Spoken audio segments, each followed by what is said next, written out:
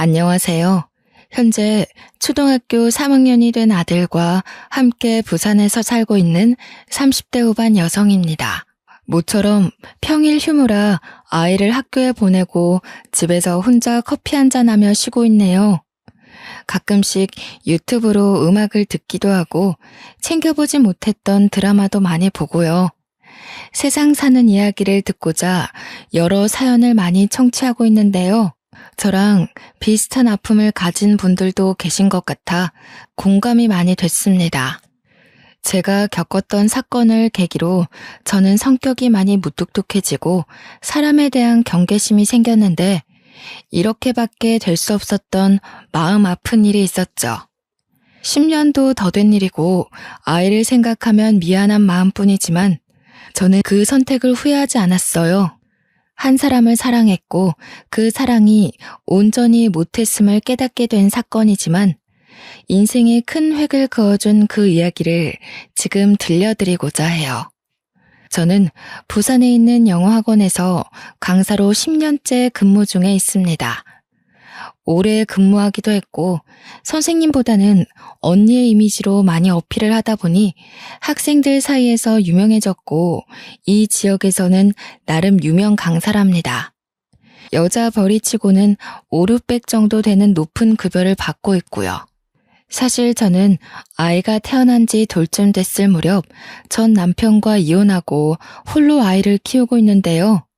제가 이혼을 하게 된 기막힌 사연에 대해서 이야기를 해드릴게요. 저희 집은 대대로 변호사, 의사를 배출한 소위 말하는 사자 집안입니다. 요즘 사람들 말로 금수저라고 하던데요. 그렇다고 해서 집안 분위기가 TV 드라마처럼 엄격하고 무거운 분위기는 아니에요. 물론 분위기에 휩쓸려 공부를 해야 한다는 강요 또한 하지 않았고요. 자유분방한 편이죠. 검소하게 생활하며 쓸데없는 집안 자랑도 하지 않고 여느 평범한 가정집이었습니다. 저도 친구들과 동네 문방구에서 불량식품도 사 먹고 분식집에서 떡볶이도 먹는 말괄량의 이팔청춘 소녀였으니까요. 한 번은 어렸을 적 할아버지 생신이었을 거예요. 옛날 분이시라 생일이거나 명절 같은 큰 행사는 동네 사람들도 챙겨야 해서 온 가족이 모여 음식도 해먹고 왁자지껄 수다도 떨었죠. 사촌 형제들이 나이가 비슷한 또래여서 외동이었던 저는 친척들이 오는 것을 좋아했었답니다. 할아버지가 형제들을 불러 훌륭한 사람이 되어야 한다고 늘 말씀하시곤 했죠. 술을 한잔 하시고는 잠시 바람을 쐬셔야 한다며 집 앞 산책을 하신다길래 제가 같이 가드렸어요. 따뜻한 할아버지의 손을 잡고 동네 골목 어귀를 거닐고 있는데 공원 벤치에 앉아 잠시 쉬자고 하셔서 근처 자판기에서 따뜻한 커피 한 잔을 가져와 드렸죠. 지훈아, 이 할아비가 늘 똑같은 말만 해서 지루하지? 노파심에 너희들에게 말을 해주다 보니 듣기 싫어할 수도 있을 것 같아서 말이오. 그래도 이 할애비가 하는 말 곡해하지 않고 잘 알아들을 수 있지? 이 할아비가 싫지 않아? 에이, 할아버지, 무슨 말씀을 그렇게 하세요? 당연한 말씀을 하신 건데요. 할아버지 말씀처럼 저희가 공부 열심히 해서 훌륭한 사람이 되어야 세상 사는 데 있어서 부족함 없다는 걸 누구보다 저희가 잘 아는걸요. 큰아빠댁이나 다른 사촌 형제들 다 그렇게 생각하고 있어요. 너무 걱정 마세요. 그렇다면 다행이구나. 난 우리 손주 녀석들이 꼰대 양반이 또 한 소리 하는구나 아니 곱게 생각할 줄 알았지. 이 늙은이가 은근히 소심하제. 왜 그러는지 이야기해 줄 테니 잘 들어봐. 그렇게 할아버지는 너털 웃음을 지으시며 말씀을 이어나가셨죠. 증조 할아버지께서는 어려서 부모님을 여의고 어느 양반집에서 머슴살이를 하셨다고 해요. 비록 집에서 심부름과 허드렛 일을 도반타 하셨지만 양반 댁에서는 오갈 데 없는 어린 할아버지를 거둬주셨고 자식처럼 대해주셨다고 했는데 알고 보니 주변에서 덕망이 높기로 소문난 분들이셨대요. 부산에서 최첨단댁 하면 누구나 알 정도로 덕망이 높은 분들이셨죠. 증조 할아버지는 그 은혜를 잊지 않으시려 누구보다 열심히 일을 하셨답니다. 1900년대 초반 증조 할아버지가 성인이 되셨을 무렵에 토지 소유권을 확립한다는 명분으로 일제가 얼토당토 않는 이유를 들어 양반들의 토지 수탈을 일삼았다고 해요. 그 양반 집은 농사를 크게 짓고 땅을 많이 가진 부자였는데 일본 놈들에게 빼앗기느니 우리가 잘 먹고 잘 살아야 쌓을 수 있다며 모든 재산을 독립자금으로 환원하고 일부는 할아버지를 비롯한 머슴살이를 하던 분들에게 나누어 주셨대요. 많은 양은 아니지만 집안을 보살펴온 솜씨로 잘 굴려서 대대손손 먹고 살 수 있게 해주겠다며 말이죠. 전쟁을 준비하느라 군량미가 부족했던 일제는 아니나 다를까 양반댁을 목표로 삼고 어떻게든 재산을 몰수하려 했다고 해요. 당시 논을 증여받으신 게 있는데 군량미를 확보하기 위해서 상납하다시피 일본에 넘겨졌는데 할아버지는 그 시기에 논에서 나는 쌀을 이용해 쌀 장사를 하셨다고 합니다. 일본 놈들에게 우리 먹을 것을 팔아넘기냐며 욕도 들으셨지만 그 덕분에 큰 돈을 벌어 지금까지 저희가 잘 살 수 있는 미천을 만드셨다고 했죠. 오랜 시간이 지나 광복을 맞이한 이후에는 버신 돈으로 예전 양반집이었던 터를 사들이고 제 친정이기도 한 지금의 한옥집을 지으셨고요. 내가 이렇게 너희들을 아무 탈 없이 먹여 살릴 수 있었던 건 그 양반 댁에서 베풀어준 은혜 덕분이다. 돈, 그게 다 무슨 소용이냐? 사람 됨됨이가 제일 중요한 거야. 하지만 이 각박한 세상에서 너희들이 살아남으려면 대통령까지는 아니어도 남들이 무시할 수 없는 그런 직업을 가져야 한다. 나처럼 없이 살지 말고 편하게 좀 더 떳떳하게 살 수 있도록 말이다. 자신이 없어 살았던 기억에서일까 자식들이 잘 되기를 바라셨고 자신처럼 가난을 겪거나 남의 집 살이를 하는 것을 원치 않으셨다고 합니다. 그래서 배우지 못한 게 천추의 한이 되셔서 자식들 공부를 엄격하게 가르치셨대요. 본인이 배운 게 없고 배우지 못해서 머슴살이를 하셨다는 생각이 강하셨죠. 일제시대까지 몸소 겪으셨으니 얼마나 힘들게 사셨겠어요. 그게 할아버지 때까지 내려와 자식들에게 공부를 강요하는 분위기셨답니다. 강압적인 분위기가 싫었던 자유분방했던 아빠는 의사라는 직업 대신 본인이 하고 싶은 일이었던 검사가 되기 위해 법대로 진학을 하셨대요. 지금 제 부모님은 두 분 다 변호사신데요. 검사이셨던 아버지는 연수원 동기이기도 한 어머니와 함께 로펌을 차리려 검사직을 그만두셨죠. 부산에서 직원이 10명 정도 되는 작은 로펌을 운영 중이십니다. 친정 부모님은 법대생 시절 만나 졸업 후 오랜 연행 기간 후 결혼하셨어요. 아무쪼록 유복한 가정 환경에서 자란 저는 부족함 없이 유년 시절을 보냈고요. 지금 생각해보면 할아버지가 왜 그렇게 공부해라 하셨는지 이해가 될 것도 같네요. 지훈아, 요즘 고민이 많아 보이네. 고생 많지 우리 딸. 엄마 아빠는 우리 지훈이가 하고 싶은 일을 하면 좋겠다. 할아버지나 다른 어른들의 말은 중요하지 않아. 너의 의지가 제일 중요한 거란다. 항상 뒤에서 응원하고 있을 테니 너가 하고자 하는 일이 무엇인지 생각해보렴. 그렇게 생각해주니 고마워요, 아빠. 솔직히 나는 아직 무엇을 하는 게 좋을지 판단이 서질 않아요. 내가 좋아하는 것과 잘하는 것. 내가 내 인생을 잘 살아갈 수 있을까요? 그럼 그걸 말이라고 하는 거냐? 우리 지윤이가 얼마나 똑똑한 딸인데 이 아빠는 어려운 사람들을 돕고 싶어서 변호사가 된 거야. 돈으로 도와주는 것보다 사람들과 함께 부대끼며 세상에 어울려 살아가고 싶었지. 직업에 귀천은 없어. 늘 약자 편에 서서 어려운 사람들 도우며 살아가고 싶단다. 그러니 너도 네가 정말 좋아하는 일을 했으면 하는구나.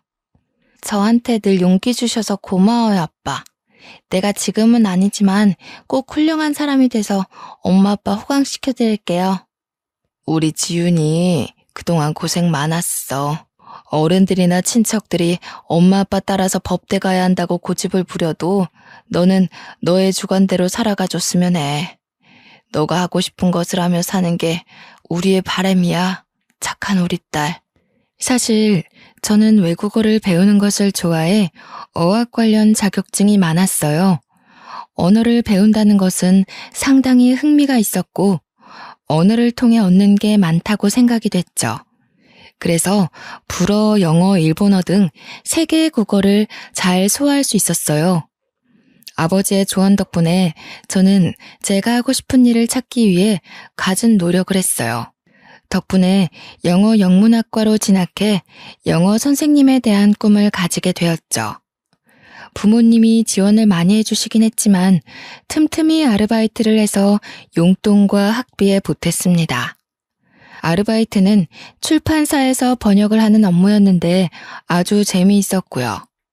졸업 후에는 서울에 있는 강남의 한 학원에서 영어 강사로 일하게 됐는데요. 주말에는 노인복지회관의 검정고시를 준비하는 어르신들에게 영어도 가르쳐 드렸습니다. 누군가에게 제가 갖고 있는 지식을 알려주는, 가르쳐주는 일이 재미있고 보람됨을 느낀 건 처음이었어요. 손녀가 가르쳐주는 것 같다며 어르신들도 열심히 배우려고 하셨죠. 학원에서 처음에는 직장인 반을 담당했는데 거기서 전 남편을 만났습니다. 남편은 제약회사에서 근무하는 직장인이었고 영어를 배우기 위해 학원을 등록했다고 했죠. 남편과 나이도 같고 생긴 것도 곰처럼 둥글둥글하게 생겨서는 인상이 선했어요.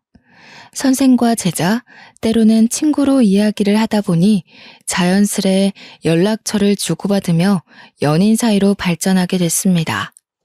지윤아, 우리 이제 슬슬 결혼을 생각해보는 건 어떨까? 너랑 나도 이제 곧 30이고 자리도 어느 정도 잡았는데 연애 그만하고 나랑 결혼해서 행복하게 살자. 내가 가진 건 없지만 너 평생 행복하게 해줄 자신은 있어. 도훈 씨, 나도 결혼을 긍정적으로 생각하긴 하는데 우리가 과연 잘 살 수 있을까? 마음의 준비가 되지 않은 것 같아서 말이야. 뭐? 나는 너랑 만나는 그 순간부터, 아니, 만나오면서 결혼을 해야겠다고 생각했어. 우리 나이도 나이지만 만날 시간도 오래됐잖아. 결혼을 하면 조금 더 안정적으로 삶을 살아갈 수 있지 않을까? 3년의 연애 기간이 있었고 나이도 나이인지라 자연스레 결혼 이야기가 오고 갔습니다.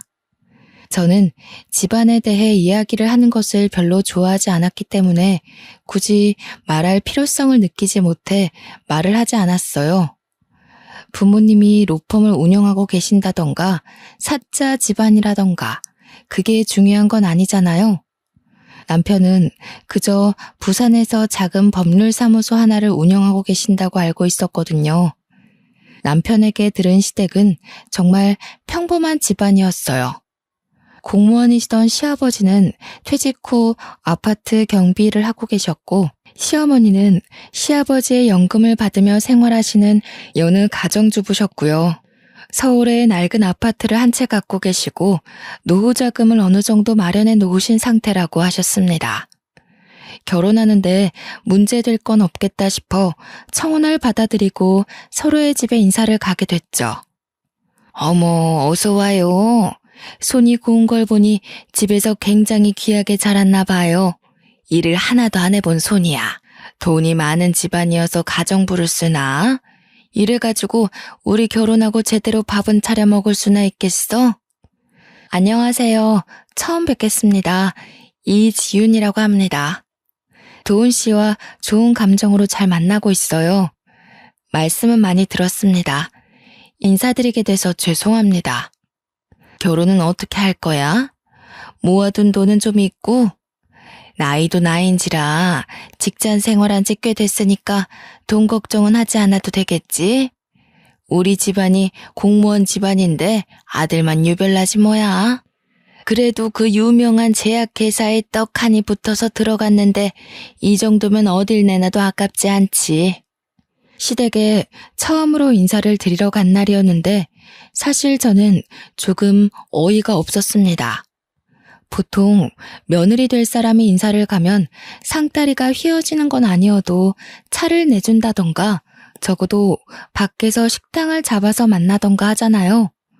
저는 시어머니가 음식 솜씨에 자신이 없다며 배달 음식을 시켜놨다길래 식다 못해 차가운 중국 음식을 먹었어요. 나름 신경 써서 주문했다며 먹어보라고 권해주는데 정남이가 뚝뚝 떨어지는 거 있죠. 내가 고작 이런 취급을 받아야 하나 아니면 날 시험하시나 그런 생각도 들었습니다.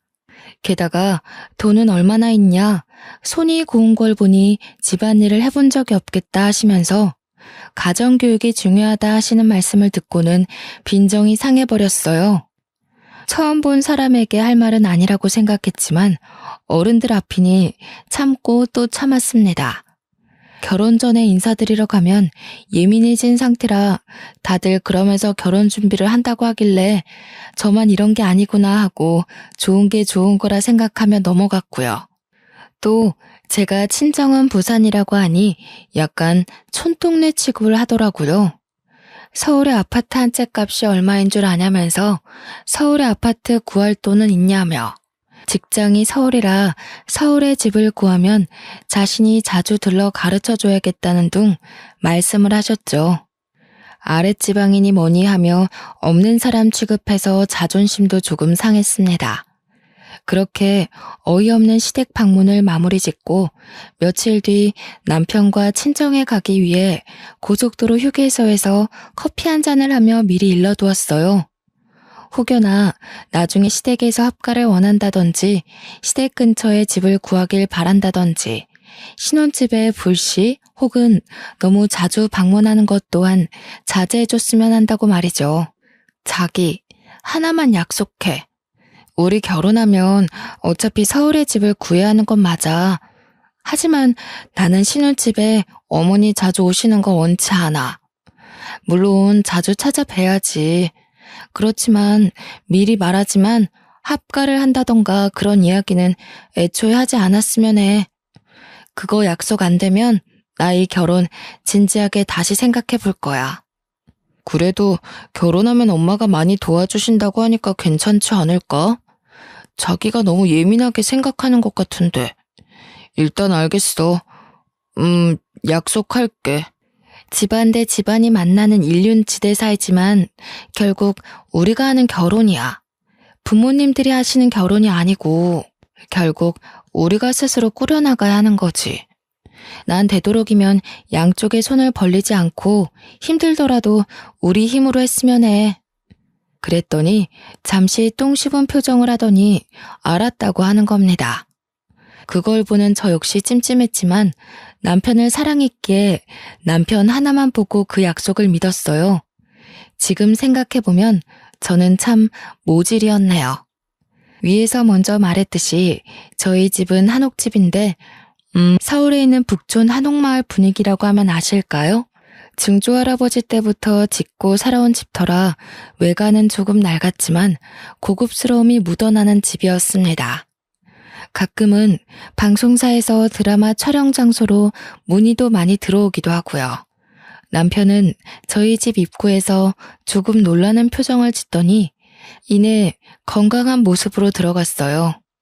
부모님은 잘 왔다며 살갑게 맞아주셨고 식사와 차를 대접해 주셨죠.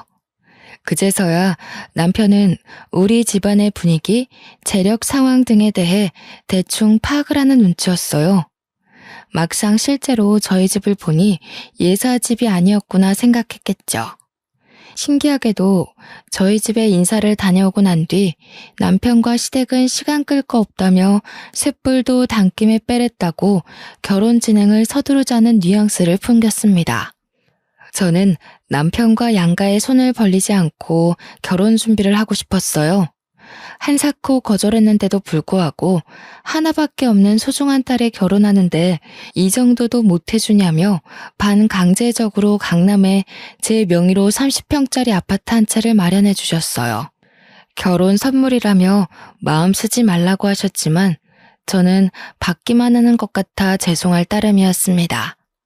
미리 신혼집에 들여놓을 혼수를 보러 다니는데 시어머니는 이런 게 좋다더라 저런 게 좋다더라 하며 혼수를 두기 시작했습니다.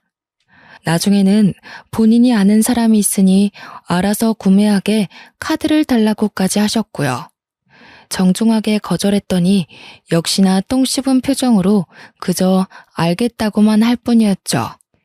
예, 준비는 잘하고 있니? 냉장고는 요즘 모니터도 되는 게 있다더라. 가전은 무조건 최신형으로 사야 한다. 괜히 좋은 게 아니잖니. 그리고 김치 냉장고는 필수로 사야 하는 거 알지? 이왕 사는 거 좋은 거 사라고 알려주는 거야. 너무 부담 갖지 말고 어른이 경험으로 하는 말이니 다 새겨들어. 그렇게 몇 개월의 시간이 흘러 저희는 결혼식을 올렸습니다. 허니문 베이비가 생겨 신혼을 즐길 틈도 없이 저는 아이를 임신하게 됐죠. 임신을 하고 몸이 좋지 않아 결국 강사 일을 그만두고 집에서 재택근무를 했습니다. 대학 시절 아르바이트를 했던 출판사와의 인연이 닿아 번역을 하는 일을 할 수 있었죠. 임신 중에는 스트레스를 받으면 안 된다고 시어머니가 조금 덜 찾아오는 듯 했습니다만 그건 저의 크나큰 우산이었죠. 명분이 없어 오지 못하셨던 것뿐이고 아이가 태어나고부터는 손주가 보고 싶다는 핑계로 제 집 드나들듯 하는 거 아니겠어요? 정말 하루 걸러 한 번 일주일에 4, 5일은 오시는 것 같았어요. 매일 출근 도장을 찍으셨죠. 밤낮 바뀌어가며 육아와 일을 병행하는 탓에 몸이 너무 피곤하고 꼴이 말이 아니었습니다. 문제는 남편과 사전에 약속한 부분인데 지켜지지 않고 있어 짜증이 났습니다. 한 번은 밤을 꼴딱 새고 모유 수유를 하고 잠든 아기 옆에서 겨우 쪽잠을 자나 싶었는데 너무 자연스럽게 비밀번호를 누르고 들어오셔서는 커피와 다과 좀 내오라고 하시는 거예요. 집 비밀번호는 어떻게 하셨냐 물으니 남편이 편하게 다니라며 알려줬다지 뭐예요. 저는 너무 기가 막혔고 그 뒤로 합가한 것과 다름없는 생활이 시작되었어요. 그 시기에는 정말 이혼을 수백 번, 아니 수도 없이 되새겼습니다. 바보같이 아무 말도 안 하고 있었냐고요? 그럴 리가요. 저도 이렇게는 도저히 못 살 것 같아 시어머니께 정중하게 말씀드렸죠. 뻔한 대답만 돌아올 뿐이었고 소용이 없었습니다. 진짜 막무가내였어요. 내가 엄마가 돼서 우리 아들 집에 온다는 게 뭐가 문제니? 우리 귀한 손주 보러 오는 거니까 너는 너 볼일을 보면 되지 않니? 나 신경 쓰지 말고. 그리고 내 고등학교 동창들이 도훈이가 성공했다고 사는 집 좀 구경하고 싶다길래 내가 와서 식사라도 하고 가라고 했다. 괜찮지? 설마 했는데 정말로 고등학교 동창분들이 오셨어요. 이제 겨우 3개월 된 아기라 외부와의 접촉을 조심해야 하는 시기고 저도 몸조리가 덜 끝난 시기라 재택근무를 하지만 일을 하고 있는 입장이어서 너무 난감했습니다. 가지가지 한다라는 말을 정말 입 밖으로 내뱉고 싶었습니다. 아이를 생각하며 정말 이악 물고 겨우 버티다가 시어머니가 늦은 밤 집으로 돌아가시고 그때 처음으로 남편과 다툼을 했어요. 도훈 씨, 내가 결혼 전에 말했잖아. 너무 자주 찾아오시거나 하는 일 없었으면 한다고. 지금 이게 합가랑 다를 게 뭐야? 아직 아기도 어린데 손님들 잔뜩 데리고 오시고 어머니 오시면 손도 안 씻고 수호 만지시잖아. 난 되게 불편해. 그리고 이 집 우리가 살고 있긴 하지만 엄연한 내 집이야. 편하게 쉴 권리가 있는 내 공간이라고. 뭐? 그래, 당신 명의로 된 집이지.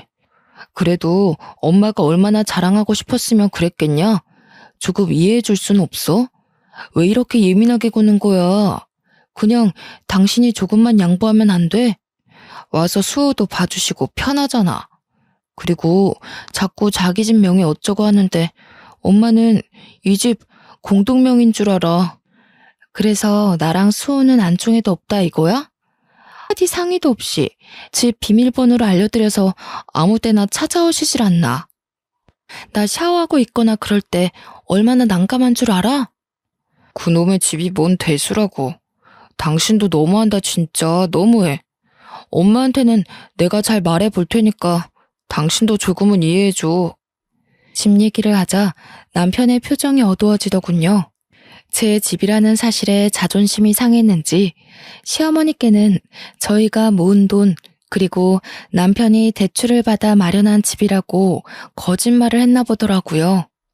그러니 그렇게 시어머니가 찾아오실 수밖에요. 며칠이 지나고 모유 수유를 하고 있는데 아니나 다를까 비밀번호를 멋대로 누르고 들어오셨어요. 오자마자 드라마에서 보던 잔소리를 시전하시는 게 아니겠어요? 저는 대꾸할 힘도 없어 그저 대답만 하고 있을 뿐이었어요. 아니, 대답하고 싶지 않았죠. 예, 아무리 애보고 일한다 치지만 집안 꼴이 너무 엉망이지 않니? 시애미가 왔는데 가만히 앉아서 왔냐고 대꾸라도 해야 하는 거 아니니?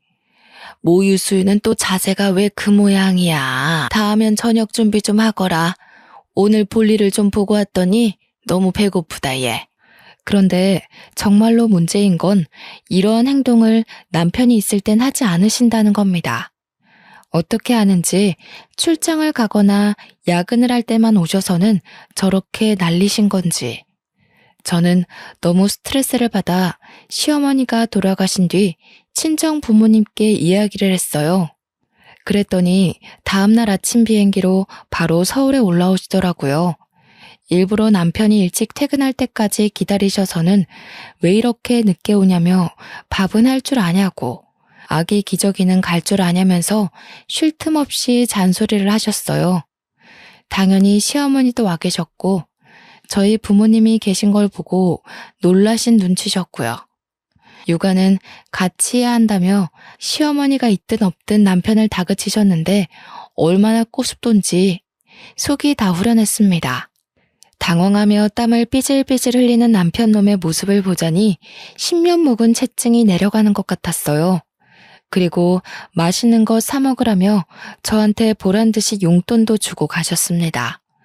시어머니는 일이 있다고 얼굴이 시뻘개지셔서는 다음에 다시 오겠다고 하시더니 가셨고요. 친정 부모님이 돌아가신 뒤 남편은 왜 연락도 없이 오시느냐며 불평하기 시작했어요. 아니, 장인어른 장모님은 말씀을 하고 오시지. 이렇게 갑자기 오시는 게 어딨어. 퇴근하고 왔는데 자기는 아무 말도 안 해주고. 앞으로는 오시기 전에 미리 연락을 좀 주시라고 해. 뭐? 시어머니는 비밀번호 누리고 알아서 시도 때도 없이 오시는데 우리 엄마 아빠가 오면 얼마나 온다고. 그게 그렇게 불만이야? 거리도 멀어서 몇 달에 한 번 볼까 하는데 그게 그렇게 안 입고 와? 그래도 서로 간에 예의라는 게 있는 거야. 나도 회사에서 일하는 입장인데 아무런 연락도 없이 오시는 건 경우가 아니지. 자기가 기뜸이라도 해주던가 해야지. 안 그래? 뭐? 진짜 웃기는 소리 하고 있네. 그럼 어머님은 미리 나한테 귀뜸하고 오시니? 내가 전에도 말했지. 우리가 살고 있지만 이 집 엄연히 엄마 아빠가 해주신 내 명의로 된 집이라고. 우리 엄마 아빠가 올 권리는 당연히 있는 거 아니야? 어떻게 한마디를 지지 않냐. 엄마 당신 걱정돼서 오는 거고 수호 보고 싶어서 오시는 건데 그것도 이해 못 해줘? 아무튼 나 피곤하니까 나중에 이야기해. 결국 도저히 안 될 것 같아 저도 제 일을 하기 위해 베이비시터를 고용했습니다. 제가 욕심이 많아서인지는 모르겠지만 육아와 일을 병행하니 피곤하고 힘들었지만 일을 포기할 순 없었거든요. 베이비시터를 고용한 사실을 알게 된 시어머니는 노발대발하셨어요. 비싸게 뭐하러 그런 돈을 들이냐며 차라리 애를 봐줄 테니 자기를 주라며 윽박을 지르기도 하셨고요. 아기를 케어하고 있는 시터 이모님 옆에서 훈수를 두기도 하셨어요. 이모님도 불편한 걸 느끼셨고 저는 어머니께 자주 안 오셔도 된다고 말씀드렸지만 아니나 다를까 매번 똑같은 레파토리로 대답하셨고요. 예, 수엠이야. 나는 너를 이해하다가도 이해할 수가 없구나. 시어머니가 이렇게 자주 오고 애도 봐주고 하면 감사합니다 하고 용돈을 드려도 모자랄 판인데 베이비시터라니. 그 사람 믿을 만한 사람인 거야? 어머니, 저 수호 보면서 일도 해야 하고요. 믿을 만한 사람 고용한 거고요. 솔직히 어머니 너무 자주 오시는 것 같아요. 막상 오시면 커피 드시고 낮잠만 주무시고 가시는데 수호 봐주시지도 않잖아요. 저 일도 해야 하는데 너무 힘들어서 고용했어요. 아니, 내 귀한 손주를 왜 남의 손에 맡겨 키운다니? 너 제정신인 거야? 내가 내 아들 집에 자주 드나들면서 애만 보고 너를 좀 소홀하게 대했기로써니 너 그래도 내가 시엠인데 나한테 그렇게 하면 안 된다. 너 그러다가 어디 가서 못 배웠다는 소리 들을까봐 걱정이야. 스트레스를 너무 받은 탓에 더 이상 대꾸하림도 없었습니다. 그 뒤로도 너무나도 당연하게 낮, 밤, 심지어 새벽에도 맘대로 드나드는 통에 저는 참고 있던 성질이 폭발하기 일보 직전이었습니다. 새벽에 아이 분유를 타며 이대로는 못 살겠다 생각이 들었어요. 산후 우울증이 이래서 오는구나 싶었다니까요. 매번 친정 부모님을 부를 수도 없는 노릇이었고 내 집을 자기 집처럼 생각하는 시어머니가 너무 싫었습니다. 이 집 제 명이라고 아드님은 몸만 들어와 사는 거라고 소리치고 싶었지만 남편놈의 자존심마저는 건들 수는 없었기에 홀로 눈물을 삼켰어요. 무엇보다 결혼 전 약속에 대해 하나도 지켜지는 부분이 없어서 남편에게 실망감이 컸고요. 그래도 좋게 해결해 보려고 아이를 재우고 남편과 이야기를 하기 위해 거실에 커피를 마시며 테이블에 앉아 있었습니다. 씻고 있는 남편 휴대폰으로 문자 메시지가 오는 게 아니겠어요? 늦은 시간에 누군가 하고 들여다보는데 시어머니였어요. 그래, 이번 달은 얼마나 보내줄 거냐? 라는 메시지였습니다. 잠가놓지 않았기에 궁금했던 저는 메시지를 들여다보았어요. 남편과 시어머니가 나눈 대화 내용은 아주 기가 찼습니다.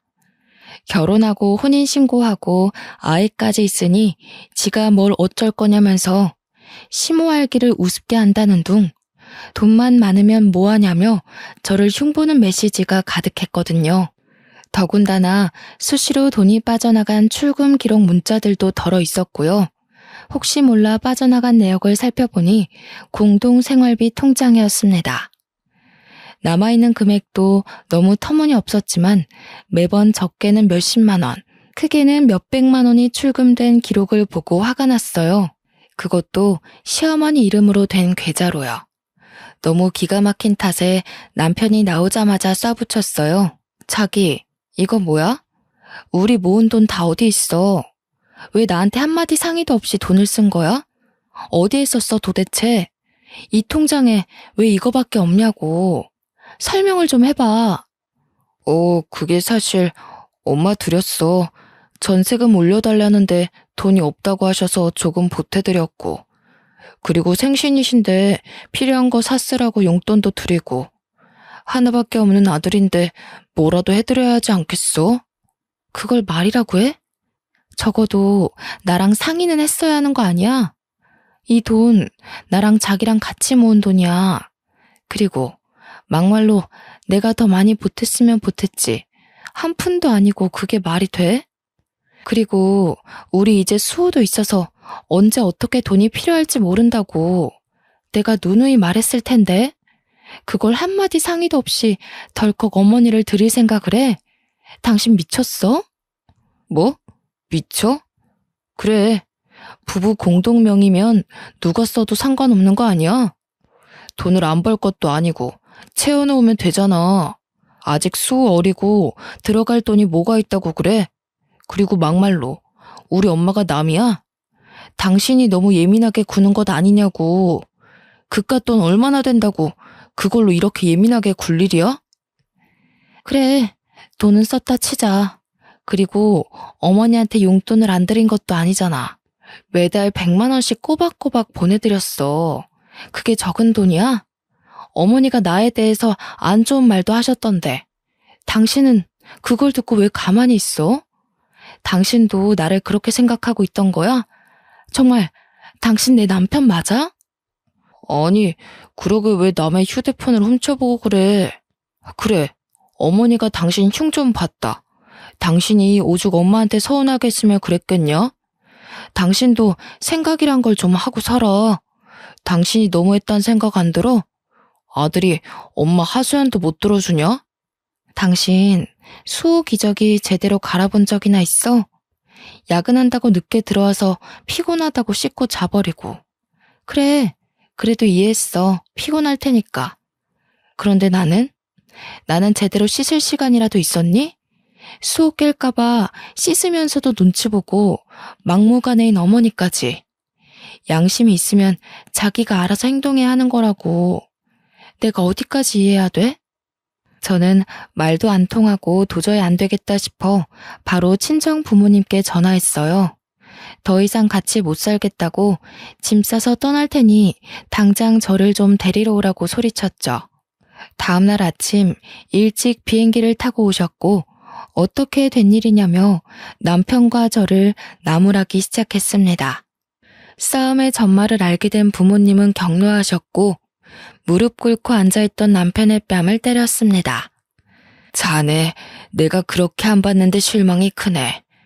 밖에서 일한다는 이유로 육아에 가담 안 하는 것도 다 이해했어. 남자로서 그럴 수 있다. 100번 1000번 이해했네. 사돈어른 오시는 것도 이해했고 우리가 멀리 사니 사돈어른이 자주 오셔서 봐주시겠거니 좋게 좋게 생각했어. 하지만 이건 너무한 거 아닌가? 이게 상식적으로 납득이 가는 일인가? 자네도 입이 있으면 말을 해보란 말이야. 내 귀한 딸 데려다가 고작 이렇게 살려고 결혼했어? 친정아버지는 평소 사람은 사람에게 잘해줘야 한다며 화조차 잘 안 내는 분입니다. 함부로 사람을 대해선 안 된다는 생각을 하신 아버지인데 하나밖에 없는 딸이 이런 수모를 겪고 있으니 화가 머리끝까지 나신 거였죠. 아버지는 남편을 시켜 당장 시어머니로 오시라고 했어요.